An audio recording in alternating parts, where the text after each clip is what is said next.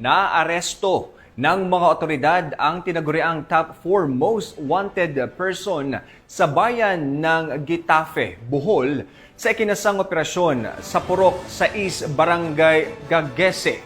Ang sospek ay may patong-patong na kaso at matagal nang pinaghahanap ng batas. Alamin ang detalye ng report mula kay Pacho Woman Judith Nicanor.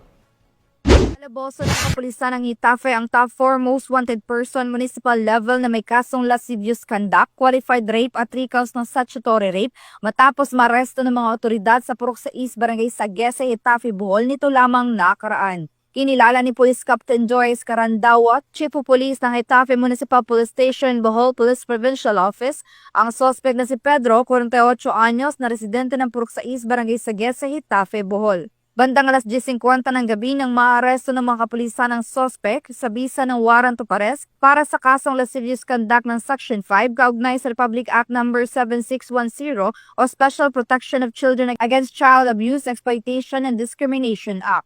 Qualified rape at 3 counts ng statutory rape na inisyo ni Honorable Azucena C. Macalolot Credo, presiding judge ng Regional Trial Court, 7th Judicial Region, Branch 101, Talibon, Bohol.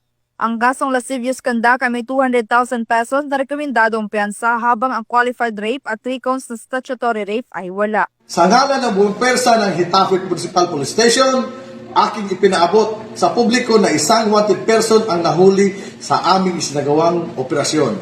Hinikayat ang publiko na manatiling mapagmatyag at magipagtulungan sa otoridad para sa kaligtasan ng lahat. Kung kayo ay may impormasyon tungkol sa ibang wanted person, maaaring ipagbigay alam agad sa pinakamalapit na istasyon ng kapulisan. Maging alerto at suportahan ang mga hakbang para sa kapayapaan at kaayusan sa komunidad. Kasulukuyang nasa kustodiya ng Gitafe MPS ang suspect para sa dokumentasyon at tamang disposisyon. Ang Gitafe PNP ay patuloy sa masigasig nitong operasyon sa pagtugis sa mga kriminal upang tiyak na mapanagot sa batas dahil sa bagong Pilipinas, ang gusto ng pulis, ligtas ka. Mula dito sa Central Visayas, ako ang Police News Network Correspondent, Patrolwoman Judith Nicanor. Alagad na batas, tagataguyod ng Balitang Pulis.